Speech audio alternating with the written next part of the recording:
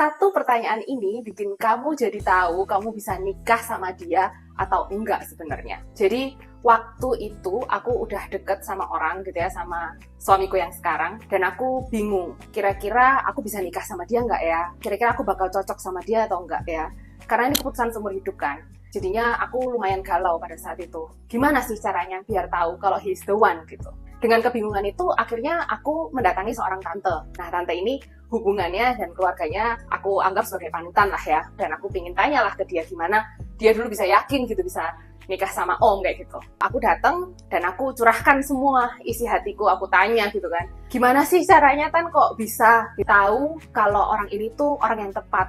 Orang yang bisa spend the rest of my life. Tante ini ngeliatin aku aja waktu itu. Terus dia mungkin mikir sebentar, lalu dia akhirnya menanyakan pertanyaan ini ke aku. Kira-kira suatu hari nanti, kalau kamu punya anak, persis kayak suamimu, 100%, plek ketiplek, kayak calonmu itu, kamu bisa terima atau enggak?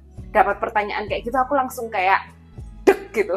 Ini pertanyaannya nggak pernah ditanyain sama orang, terus bukan main-main yang cuman masalah suka atau nggak suka, tapi masalah penerimaan, menerima tanpa syarat dan cinta tanpa syarat gitu. Jadi aku mikir tuh lumayan lama, tapi akhirnya setelah mikir-mikir aku yakin gitu. Aku akhirnya menjawab, ya nggak apa-apa sih tante, aku punya suami kayak calonku ini, kayak pacarku ini, kayaknya oke gitu, karena dia sabar, dia pengertian, dia mengerti aku, tulus juga, ya banyak juga sih kekurangannya, tapi nggak ada kekurangannya yang sampai aku ngerasa kayak nggak bisa banget lah sama dia, tuh nggak ada tante gitu. Lalu tante itu langsung ketawa gitu ya, terus beliau bilang ke aku kayak, nah itu kamu udah jawab sendiri gitu kan, jadi ya kamu cocok lah sama orang ini kalau misalnya kamu bisa terima dia dan sampai nanti anakmu pun persis kayak dia, ternyata kamu nggak apa-apa aja, ya sudah, berarti kamu bisa sama dia. Jadi buat temen-temen yang mungkin masih bingung sama hubungannya, kira-kira dia orang yang tepat nggak ya? Kira-kira aku bisa nggak ya sama dia?